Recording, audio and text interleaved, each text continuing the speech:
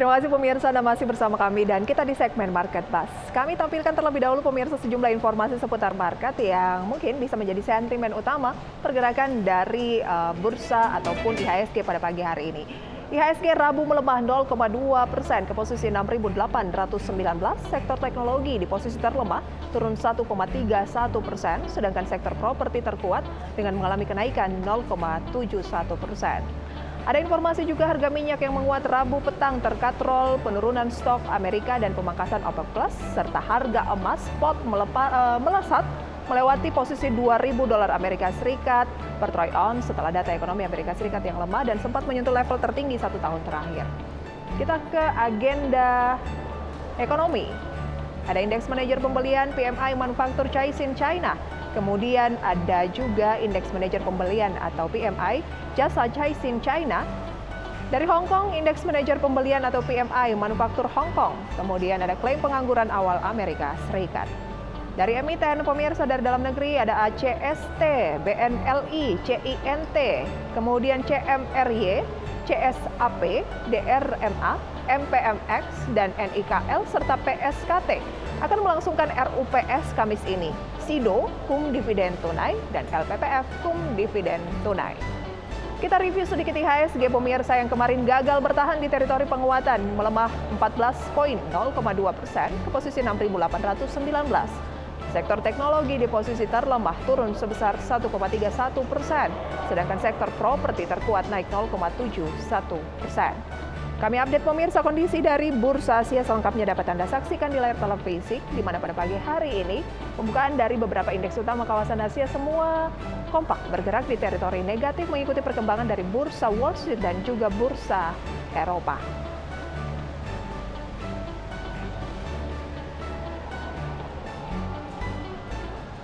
Ya, pemirsa, PT Sarana Mitra Luas Tbk dengan kode saham SMIL akan segera IPO. Ya, dan perusahaan ini bergerak dalam bidang usaha penyewaan forklift dan juga material handling equipment lainnya. Saat ini proses IPO SMIL telah memasuki masa book building dengan jumlah saham yang ditawarkan sebanyak-banyaknya 1,75 miliar saham. Harga saham yang ditawarkan berkisar antara 100 hingga 200 rupiah per saham, sehingga jumlah seluruh nilai penawaran umum berkisar antara 175 miliar hingga 350 miliar rupiah. SMIL secara bersamaan juga menerbitkan sebanyak-banyaknya 2,45 miliar waran seri 1 dengan rasio setiap pemegang 5 saham baru berhak memperoleh 7 waran seri 1 dengan harga pelaksanaan sebesar Rp500 per saham. Dan pemirsa, seperti apa profil lengkap dan kinerja emiten ini berikut Market Buzz selengkapnya. Dan untuk membahasnya, pemirsa sudah hadir di studio IDX Channel ada Bapak Hadi Suhermin, Direktur Utama PT Sarana Mitra Luas Tbk, dan Mas Winston Suhermin, Direktur PT Sarana Mitra Luas Tbk. Halo, apa kabar Pak Hadi dan juga Mas Winston? Terima kasih banyak untuk waktunya pada pagi hari ini. Berarti Pak Hadi adalah Bapak dari Mas Winston. Wah, luar biasa. Oke, ini bisa dijelaskan karena tak kenal maka tak invest biasanya gitu ya. Bergerak di bidang apa tadi sudah disampaikan begitu ya, kayaknya ini lebih ke berkaitan dengan pergudangan, manufaktur atau seperti apa? Kita ke Mas Winston. Ya, PT Sarana Mitra Luas sesuai di prospektusnya kami bergerak di bidang penyewaan rental forklift dan alat material handling lainnya. Kami bermula pada tahun 1996 di kawasan industri Cikarang yang waktu itu masih dari kawasan industri yang berkembang. Di mana ada perkembangan kawasan industri, pastinya ada perkembangan demand akan forklift ya, karena kebanyakan industri pabrik menggunakan forklift. Kita bermula dengan beberapa forklift diesel yang kita sewakan kepada pabrik-pabrik, dan dengan berjalannya waktu semakin berkembangnya kawasan industri di Cikarang, semakin naik demand akan forklift di kawasan Cikarang juga. Akhirnya pada tahun 2006 kita decide untuk membangun PT Sarana Mitra Luas, dan pada tahun 2006 juga kita diversifikasi produk kita masuk ke bidang forklift elektrik, reach truck, dan alat-alat warehousing lainnya. Dan dengan berjalannya waktu kita memiliki filosofi dan fokus pada customer centric ya, mengutamakan kepuasan pelanggan dengan memberikan respon yang cepat, servis yang baik, dan harga yang kompetitif juga. Jadi dengan berjalannya waktu kita mendapatkan kepercayaan dari perusahaan-perusahaan ternama. Kami sendiri memiliki customer base yang cukup luas. Dari bidang manufacture pulp and paper kita ada di grup Sinarmas, PT Indah Kiat Pulp and Paper TBK kita support, di PT Ciwi Kimia TBK kita juga support, PT Fajar Surya Wisesa kita juga banyak support. Untuk di sektor consumer goods kita banyak support di Indofood Group, yang salah satu produsen Indomie ya, dan Indolacto yang produsen Indomilk. Kita juga banyak di Unilever, produsen Binso, Bango, dan brand-brand consumer goods lainnya. Dan untuk otomotif sendiri, kita banyak masuk di Astra Auto Parts Group dan juga PT Dharma Polymetal TBK. Untuk logistik, kita ada PT Kereta Api Logistics, kita udah bekerja lumayan lama juga dengan Kereta Api Logistik yang merupakan BUMN ya, dan PT Koko Inti TBK. Untuk di konstruksi kita ada di PT Cahaya Putra Asa Keramik TBK yang merupakan produsen keramik merek Kaisar. Kita juga ada banyak di Mortar Utama yang memproduksi semen mortar, dan masih banyak lainnya. Oke, kliennya sudah banyak sekali, berdiri sejak tahun 2006 begitu ya. Saya ingin tahu, tadi kan berbicara mengenai forklift dan warehouse lainnya begitu ya. Sudah berapa banyak hitungannya unit yang dimiliki sejauh betul. ini? Sejauh ini kita udah memiliki sekitar 3.000 unit all across Indonesia. Kita udah dan 3.000 unit itu bervariasi dari forklift elektrik, forklift diesel, reach truck, dan kapasitasnya ranging from 2.5 to until 30 tons juga. Oke, kalau skema penyewaannya tuh seperti apa dan mungkin biayanya bagaimana? Ya, untuk skemanya kita biasa ada bulanan, ada tahunan. Cuma most of the time banyak customer kami prefer kontrak secara tahunan ya. So, kontrak secara tahunan. Ada yang short term 1-3 tahun, ada yang 3-5 tahun, bahkan ada yang sampai 10 tahun juga. Dan biasanya nggak cuma satu pasti ya? Nggak cuma satu. Pasti puluhan atau bahkan ratusan begitu. Kalau per tahun minimal berapa biasanya? Biasa apa? Misalnya melakukan penyewaan, kemudian berapa unit gitu ya? Perusahaan yang paling kecil penyewaannya begitu ya, sejauh ini menyewa selama 1 tahun itu nilainya berapa? Untuk per unit ranging ya, soalnya tergantung dari specs juga ya. Paling murah? Paling murah mungkin sekitar 10 juta ya, 8-10 juta. Per tahun? Enggak, per bulan. Oh, per bulan? Ya. Oh, dikali 12 bulan, dikali beberapa tahun, luar biasa. Oke. Kita ke Pak Hadi, Pak ya. Apa yang melatar belakangi akhirnya memutuskan untuk melakukan IPO di tahun 2023 ini, dan kenapa 2023 dipilih sebagai waktu yang tepat untuk IPO atau melakukan pencatatan saham di Bursa Efek Indonesia? Ya, baik. Sebagai bagian dari visi SML sebagai penyedia solusi material handling terkemuka di Indonesia, kami berencana untuk melakukan IPO agar exposure kami semakin meningkat di masyarakat, dan juga untuk meningkatkan profesionalisme kita ya kan, dengan agar kita lebih ter-SOP ya, terstandar ya kan, dengan IPO-nya ini ya kan, kita akan lebih ter-exposure ya kan. Kita pilih tahun 2023 ini karena kita menganggap bahwa tahun ini tahun yang baik ya kan, dan setelah melewati masa pandemi ya kan, dan industri manufaktur terus bertumbuh. Seperti kita lihat pada tahun 2022, industri manufaktur merupakan penyumbang pertumbuhan tertinggi di Indonesia, dan kami yakin untuk kedepannya industri manufaktur akan tetap bertumbuh.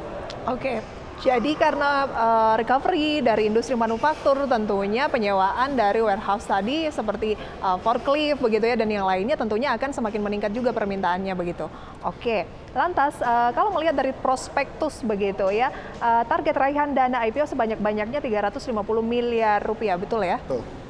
Itu digunakan atau akan diperuntukkan untuk apa saja, Mas Winston? Sebagian besar dana perolehan dari IPO akan kita gunakan untuk pembelajaran modal kerja. mayoritas dari dana perolehan tersebut akan kita gunakan untuk pembelian forklift forklift elektrik, kebanyakan mayoritasnya. Menambah unit, oke. Ya, menambahin unit fleet kita ya. Ada pembelian baterai lithium juga dan pembelian kendaraan operasional. Dan sisanya akan kita gunakan untuk pembiayaan operasional kita sehari-hari. Oke, ada untuk ke pembayaran utang mungkin atau semuanya tidak diperuntukkan untuk itu? Tidak ada peruntukannya. Tidak ada peruntukan untuk itu, begitu ya. Selain pencatatan saham juga akan ada rilis waran seri 1, begitu. Ya. Boleh dijabarkan berapa banyak dan tujuan penerbitannya? Ya, kita menerbitkan sebanyak-banyaknya 2,4 miliar waran seri 1 dengan rasio setiap 5 pemegang saham berhak mendapatkan 7 waran seri 1 ya. Dana perolehan dari di harga exercise waran tersebut adalah di Rp500 per lembar saham. Dan untuk dana perolehan tersebut akan kita gunakan untuk pembiayaan operasional kita juga. Oke, akan digunakan untuk pembiayaan operasional juga begitu ya. Nah, saya ingin tahu mungkin banyak juga begitu ya perusahaan-perusahaan di luar sana dari founder ataupun CEO-nya yang ingin mengikuti jejak dari SMIL untuk melakukan IPO di bursa.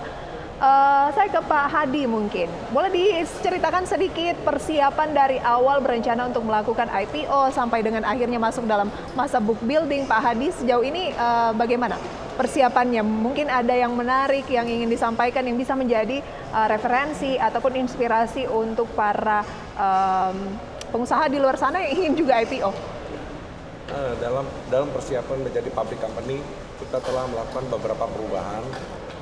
Misalnya dengan adanya komisaris independen, dan juga kita telah membentuk komite audit, juga kita telah membentuk komite nominasi dan remunerasi, dan juga unit audit internal serta corporate secretary. Itu dari sisi manajemen.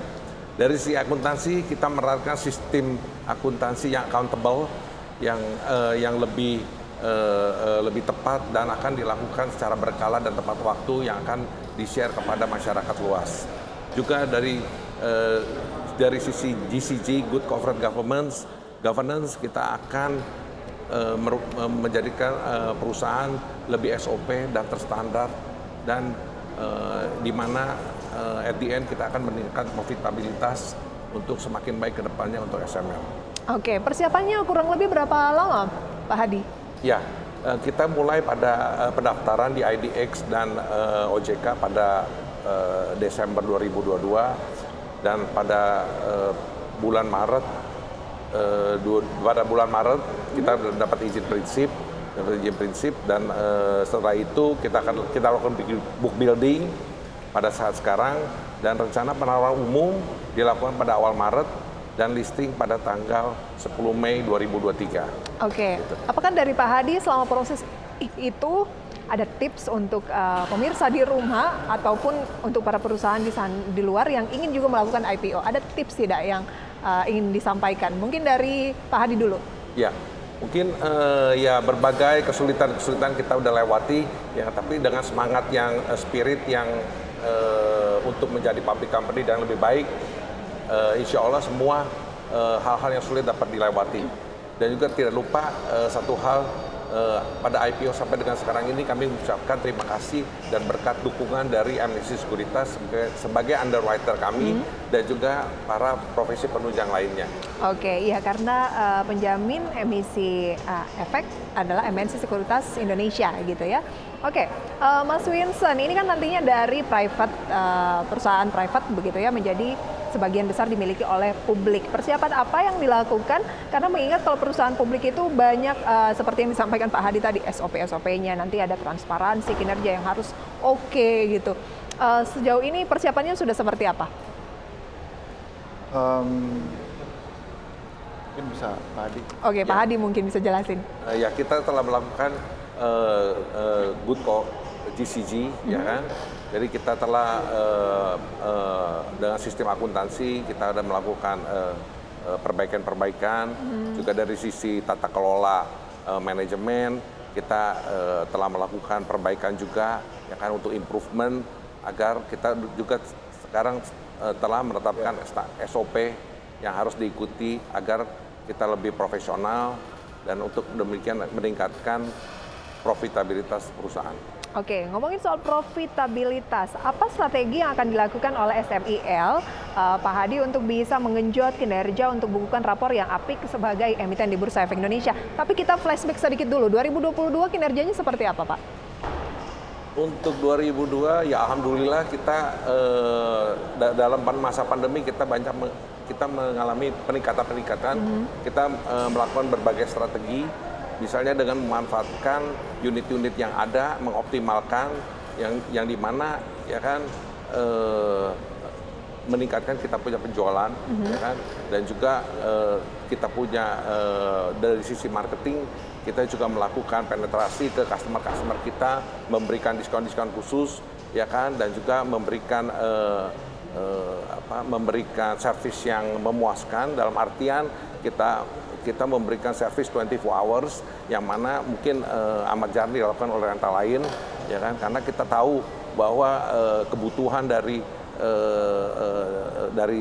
customer kita adalah berkesinambungan pemakaian unit forklift, karena forklift itu sangat dibutuhkan dalam industri manufaktur dan juga untuk proses bongkar muat. Nah, itu yang kita lakukan.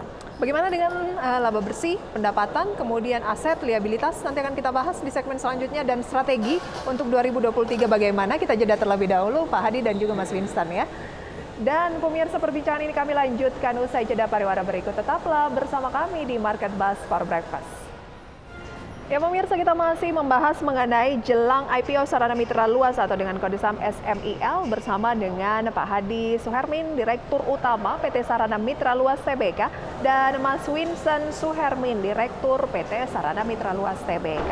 Oke, tadi kita sudah ke Pak Hadi, kita lanjutkan dengan Mas Winston begitu ya.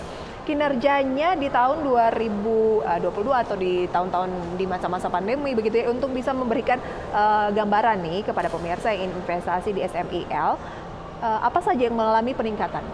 Ya, as we all know, di tahun 2020 dan 2021 kita mengalami secara global ya, mengalami guncangan yang pandemi kemarin. Betul.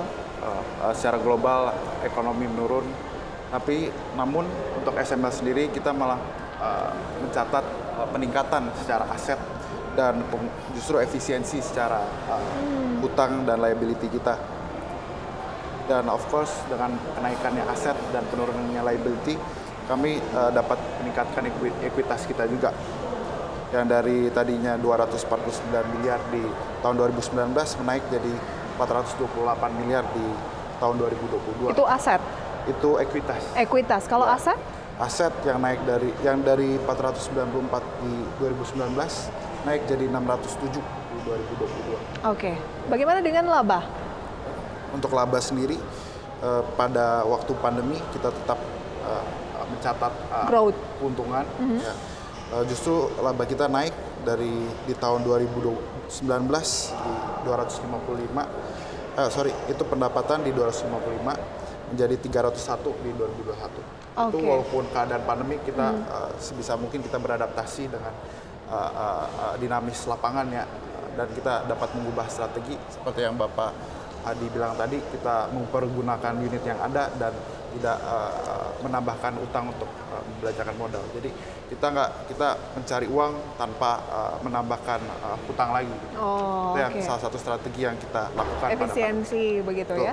Kalau kinerja yang terakhir 2022 belum rilis ya? Yang 2022 sudah yang in-house sudah ada.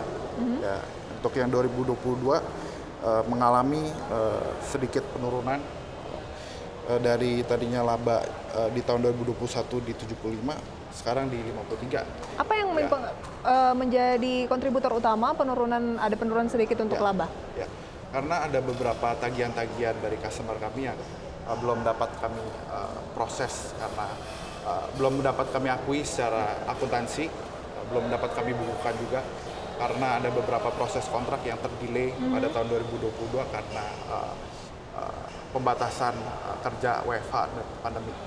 Oke, kalau 2023 ini targetnya seperti apa dan strategi untuk meraih target tersebut bagaimana?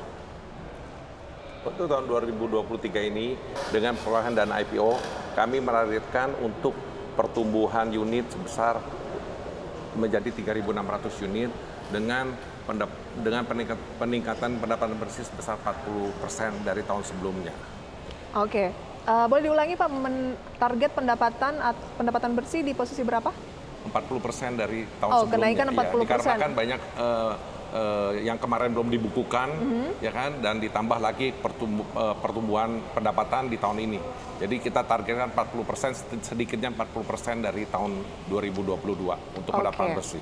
Kalau untuk bidang usaha ini, Pak Hadi dan juga Mas Vincent, tantangannya dan peluangnya itu apa saja sih yang bisa mendorong kinerja? Nanti akan kita bahas di segmen berikutnya, kita jeda terlebih dahulu ya. Dan pemirsa, perbincangan ini masih akan kami lanjutkan usai jeda pariwara berikut. Tetaplah bersama kami di segmen Market Buzz. Terima kasih Anda masih menyaksikan Market Buzz. Sebelum kita melanjutkan perbincangan bersama dengan calon emiten yang akan IPO di Bursa Efek Indonesia, pemirsa SMIL, kami hadirkan dulu update informasi pembukaan perdagangan pada pagi hari ini sesi 1, di mana jelang libur Jumat Agung, pemirsa ya, IHSG dibuka di teritori positif, Jakarta Islamic Index LQ45 juga bergerak di teritori positif. Kita lihat untuk deretan top gainers, pemirsa, ada saham-saham yang menjadi gainers adalah BBRI, kemudian ada Telkom, ITMG, dan AMRT maksud kami ya. Telkom memimpin dengan kenaikan 1,2%, BBRI 0,41%, ITMG 0,43%, AMRT 0,36%. Kemudian top losers pemirsa adalah BBCA, BMRI, GoTo, kemudian juga ada ESA. Demikian pemirsa review singkat pembukaan perdagangan pada sesi 1 pagi hari ini. Oke, kembali berbincang bersama dengan Pak Hadi, Direktur Utama PT Sarana Mitra Luas Tbk, dan juga ada Mas Vincent, Direktur dari PT Sarana Mitra Luas Tbk. Pak Hadi, tantangan dan peluang ke depan ini apa? Ya, kami sangat optimis karena seperti kita ketahui bahwa pelanggan kami berasal dari industri manufaktur, dan industri manufaktur sendiri merupakan menyumbang pertumbuhan ekonomi tertinggi di 2022 dan di tahun-tahun kedepannya juga. Dan kami sangat optimis ya kan, berkat dari sistem kerja kami yang semakin meningkat ya kan, kita dapat mengambil peluang itu. Demikian juga untuk kedepannya pemerintah mempermudah berbagai investasi, dan itu merupakan peluang terbaik untuk kita optimalkan. Oke, lebih ke optimis tentunya ya, harus optimis, dan optimis. Tentunya optimisme diikuti dengan strategi. Apa strateginya Mas Vincent? Untuk strategi sih kita selalu fokus sama strategi utama kita selama ini, yaitu memberikan servis terbaik, respon tercepat dengan harga yang kompetitif. Kita akan selalu fokus akan pelayanan terbaik kami untuk customer satisfaction ya. Tapi untuk effort lainnya akan kami lakukan dengan perolehan dana IPO. Kami ada pembelian kalau dilihat di prospektus, mayoritas dari pembelian forklift kita adalah forklift listrik, forklift lithium. Itu adalah salah satu effort kami untuk meningkatkan fleet forklift lithium di Indonesia, karena tren forklift lithium ini sedang booming di Indonesia. Bisa kita lihat seperti di mobil, sekarang udah mobil listrik, motor udah motor apalagi listrik. Forklift sekarang gitu ya? Forklift kedepannya bakal forklift listrik. Okay. Itu juga added value untuk customer kami juga, mereka bisa hemat BBM, efisiensi yang lumayan besar. Oke, sekarang kan unitnya ada sekitar 3.000 gitu ya, harapannya bisa bertambah menjadi 3.600. 3.600. 20%. Oke. Sukses selalu untuk PT Sarana Mitra Luas Tbk, Pak Hadi dan juga Pak Vincent. Semoga apa yang kita perbincangkan di pagi hari ini bisa menjadi referensi untuk pemirsa di rumah dalam terkait dengan IPO, maupun juga tentunya kalau mau berinvestasi di PT Sarana Mitra Luas Tbk atau SMIL. Semoga hasil IPO-nya juga bikin smile begitu ya. Iya, betul. Sukses selalu Pak Hadi dan juga Mas Vincent. Terima kasih. Sampai berjumpa kembali. Terima kasih.